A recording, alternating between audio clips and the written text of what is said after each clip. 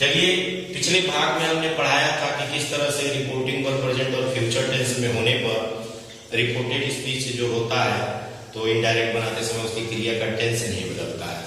यहाँ पर हम पिछले भाग में यह बताया था कि अगले भाग में हम प्रोनाउंस चेंजिंग पढ़ेंगे, तो आइए यहाँ पर प्रोनाउंस चेंजिंग की बात करते हैं हम इस भाग में कि कैसे रिपोर्टेड स्पीच के प्रोनाउन बदले जाते हैं।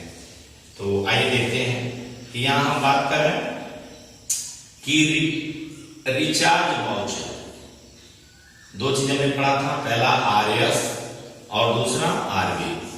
आरएस आरबी क्या होता है? आरएस आरबी हमने पहले बताया था कि शॉर्ट फॉर्म में यूज करेंगे। आरएस का मतलब जो है रिपोर्टेड स्पीच और ये आरबी का मतलब रिपोर्टिंग वर्क। लेकिन यहाँ पर याद रखने के लिए हम इसको मोबाइल की भाषा में कैसे याद रखें, तो हम बात कर रहे हैं कि 123 रुपए का रिचार्ज वाउचर अपने मोबाइल में संडे के दिन डालना है। ध्यान रखिए, आरएस यानी 123, आरबी मतलब एसओएन यानी संडे। संडे यस यूएन होता है, लेकिन ऐसा नहीं है कि संडे को आप यस वो यन से याद रखने के लिए बनाया गया।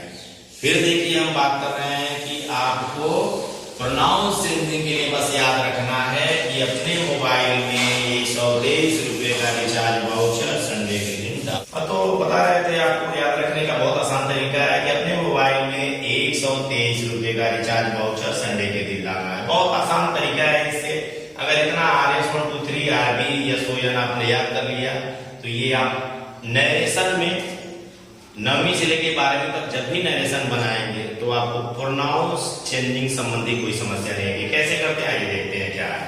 यहाँ पर यस का मतलब हम सब्जेक्ट की बात कर रहे हैं, ओ का मतलब हम ऑब्जेक्ट की बात कर रहे हैं, और नो का मतलब यहाँ पर नथिंग से मतलब कुछ भी नहीं। नो का मतलब नथिंग, नो का मतलब नो भी समझ लीजिए, यानी नो भी समझ लीजिए, नथिंग भी समझ लीजिए। प्रोनाउंस चेंज करने का बहुत ही इजी फार्मूला यह क्या होगा, अब जरा देखते हैं कि यदि हमारा आर्यस फर्स्ट पर्सन हो, बहुत आसान तरीका है, इसको हम बात भी करते चले कि यदि आर्यस फर्स्ट पर्सन हो यानी रिपोर्टेड स्पीच में फर्स्ट पर्सन का प्रोनाउन आया हो तो उसको रिपोर्टिंग वर्ब के सब्जेक्ट के अनुसार बदलते हैं। इसको हम लिखते भी चलते हैं कि यदि आर्यस फर्स्ट पर्सन हो, यदि आर्यस फर्स्ट पर्सन में हो तो उसे आरबी के सब्जेक्ट के अनुसार बदलते हैं। सब आरबी के सब्जेक्ट के अनुसार बदलते हैं। अब इसको अनुसार बदले। अब जरा इसको उदाहरण से समझते हैं। जरा एक उदाहरण देखिए, यहां पर लिखा है कि शीला से आई एम इल।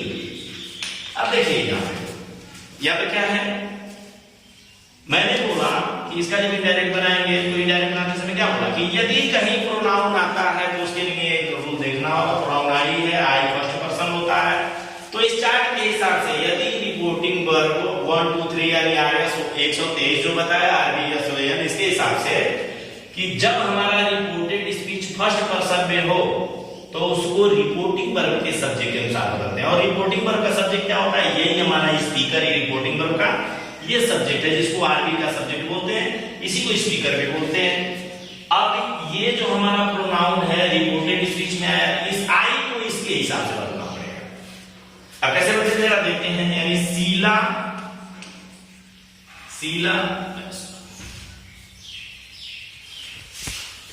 ये शीला से, और जो बताया गया कामा और इनवर्टेड कामा हटा देंगे दैट। अब इसको बदलना है शीला के हिसाब से। शीला एक लड़की नाम है यानी एक वचन, तो इसको हम क्या कर देंगे एक वचन और लड़की के नाम के हिसाब से तो सी लग जाएगा। तो शीला सेज दैट सी। अब यहाँ पे टेंस नहीं बदलेगा, ये प्रेजेंट टेंस में है तो एम का इज हो जाएगा, is is. Sheela says that she is is. चलिए आइए देखते हैं, उदाहरण समझते हैं। हमें क्या लगता है कि आर्यस 1 2 3 ये बहुत आसान तरीका है, इसको हमेशा आप याद रख सकते हैं कि प्रोनाउन कैसे चेंज करते हैं। ये कहीं भी ऊपर लिख करके जब भी आपको नरेशन बनाने में प्रोनाउन संबंधित दिक्कत आवे तो आप आसानी से छोटा सा लिख लीजिए, इसको कहीं भी चेंज कर सकते हैं।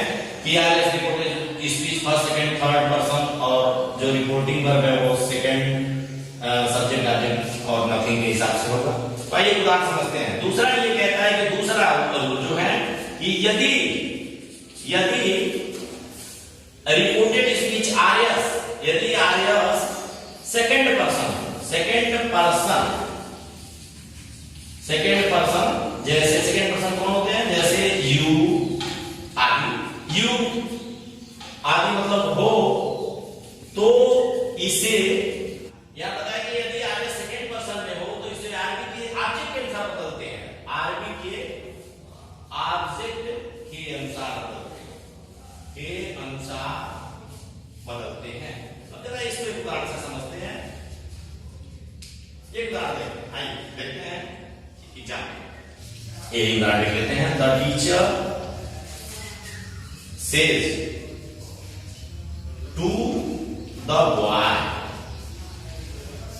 अब यहां पर लिखते हैं you are a good boy, you are a good boy। अब आइए देखते हैं इस उदाहरण देखते हैं। The teacher says to the boy you are a good boy।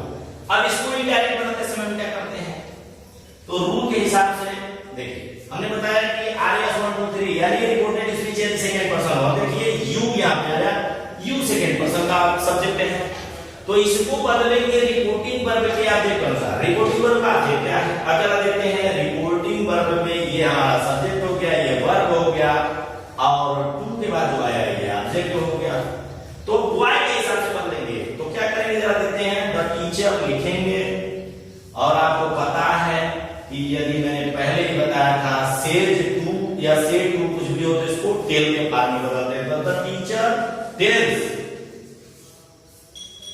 Tells the boy, the teacher tells the boy.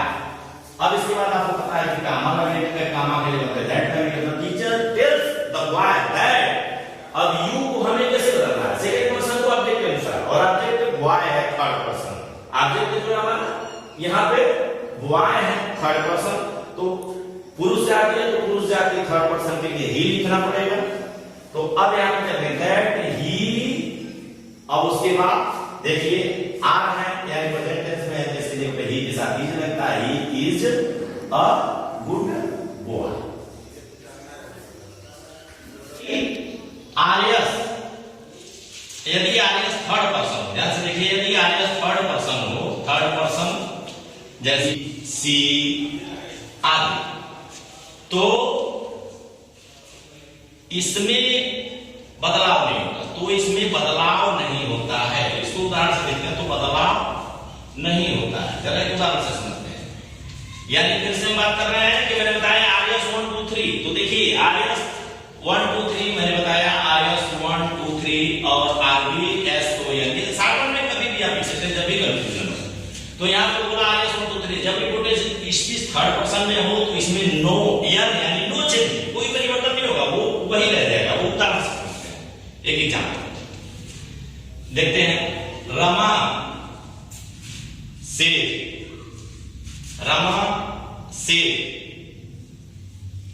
He is a poor, है poor indirect. Rama says, यहां पे रमा सेज हम बनाएंगे और कामा लगा देंगे। मैंने बताया यहां पे देखिए ये पर्सन क्या है, थर्ड पर्सन है। थर्ड पर्सन जब भी हमारी रिपोर्टेड स्पीच पे होगा तो वो नो चेंज, या मतलब नो चेंज नहीं, मतलब ही है तो ही रहेगा, नाम है तो नाम ही रहेगा। यहां पे अगर रिपोर्टेड स्पीच तो ही रह जाएगा, ही इज अ पुअर। तो इस तरह से जो है कि ध्यान रखें कि ये आरएस 1 2 3 आरबीएसओएन ये जो फार्मूला है ये आपको पूरे नरेशन में जो है प्रोनाउंस चेंजिंग के लिए बहुत ही महत्वपूर्ण एक पॉइंट है। इसके सूत्र समझ लीजिए कि इसको आसानी से याद कर सकते हैं। तो आप याद रखेंगे जहां आरएस फर्स्ट पर्सन और सेकंड जो है सेकंड पर्सन, थर्ड पर्सन है, इसको कैसे बदलते हैं इसके लिए मैंने बता दिया कि फर्स्ट पर्सन को रिपोर्टिंग वर्ब के सब्जेक्ट के अनुसार, सेकंड पर्सन होने पर जब रिपोर्टेड सेकंड पर्सन आया हो तो इसको ऑब्जेक्ट के अनुसार रिपोर्टिंग वर्ब के, और थर्ड पर्सन हो तो कोई परिवर्तन नहीं बनता है। इस फार्मूले को बार बार प्रैक्टिस करिएगा और अधिक जानकारी के लिए आगे का वीडियो देखते रहिए।